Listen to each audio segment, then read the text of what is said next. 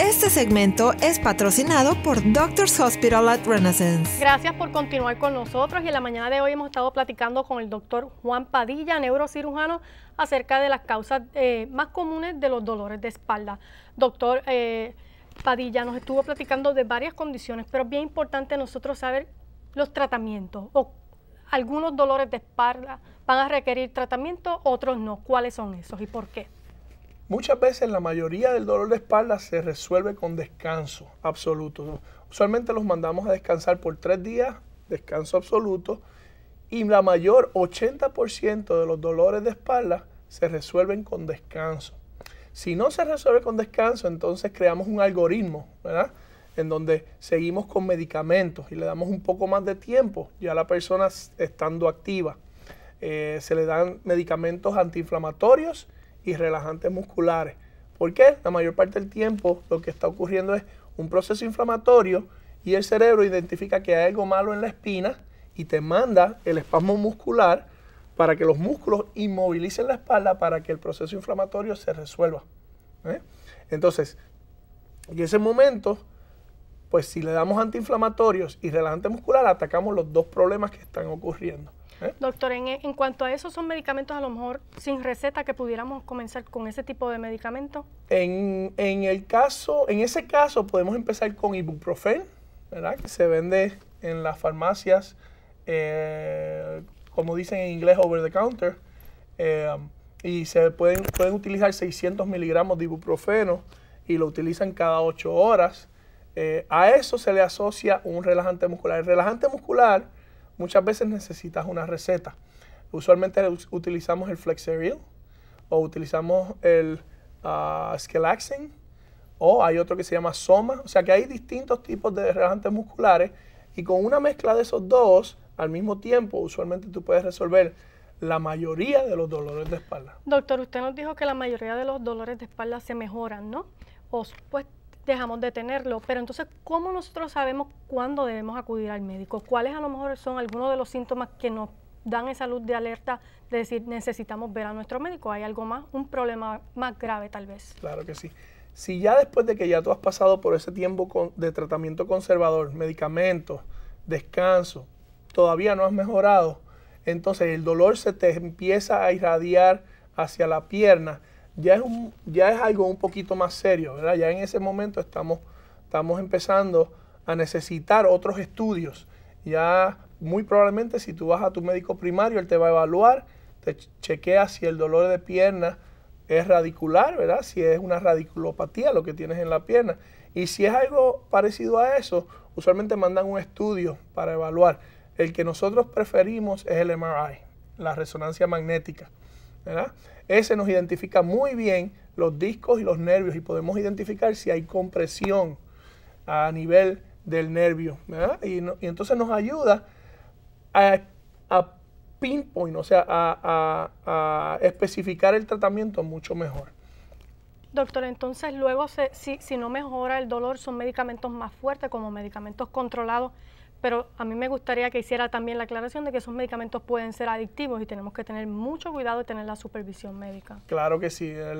Ya luego, cuando ya tú empiezas a entrar en medicamentos adictivos como la Vicodin, la hidrocodona, etcétera, entonces ya es un problema más serio. Ya entonces hay que tratar de resolver el origen del problema. Y entonces, una de las cosas que intentamos hacer después que ya tenemos el MRI, hay algunos tipos de tratamiento antes de necesitar cirugía, ¿verdad? La cirugía es la última opción.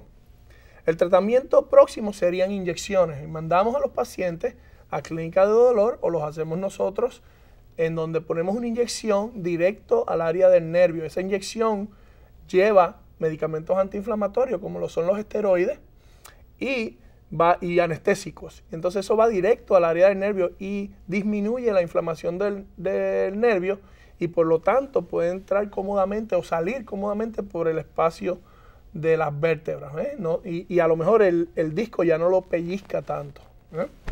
Entonces, ese tratamiento usualmente se hace de 1 a 3 inyecciones. Si en 3 inyecciones continúas con el dolor, ya es un problema más serio y entonces usualmente ahí los referimos a un neurocirujano, alguien que pueda bregar con esa situación si en caso de que llegue a ser quirúrgico. Doctor, en cuanto a eso, hay tratamientos nuevos, tratamientos mínimamente invasivos, y yo quisiera que usted nos educara cuáles son los disponibles hoy día, porque no queremos persistir con ese dolor de espalda, y si ya hemos intentado todo, queremos ver qué otra alternativa nosotros tenemos. Claro que sí. Si ya se intentó todo, la última opción usualmente es terapia física, que también está incluida, y luego de que acabamos con terapia física, todavía seguimos con el dolor, entonces ya el neurocirujano te va a evaluar el MRI, te va a evaluar físicamente, va a chequear el dolor de la pierna, si es un dolor en donde cuando tú estiras la pierna aumenta ese dolor, entonces ya es muy probablemente que tengas un disco o un nervio pellizcado por cualquier cosa. Puede ser por un disco o puede ser por problemas de hueso, de osteofitos, etc. En caso que llegue a ser así, pues entonces hay distintos tipos de cirugía. La cirugía, pues la convencional es una laminectomía, hemilaminectomía, que es lo que se hace es que se remueve poco de hueso y se saca la parte de disco que está pellizcando ese nervio. Para que no moleste más, digamos. Para limpiar el nervio, para que el nervio pueda salir por su espacio libremente y no estar pellizcado. Ese tipo de cirugía es la más sencilla y es para un problema de disco solamente. El dolor de espalda y la radiculopatía a veces conllevan más que un problema de disco solamente. A veces conllevan que hay una inestabilidad en la espina se está moviendo. Y si eso ocurre así, ya tú necesitas fundir ese espacio. O sea, ¿y cómo se funde? Usualmente hay que poner tornillos, hay que poner unas cajas, reemplazar el disco y poner una caja en el espacio. Ese es otro tipo de tratamiento. Nosotros estamos empezando acá en el Valle a hacer neurocirugía mínimamente invasiva.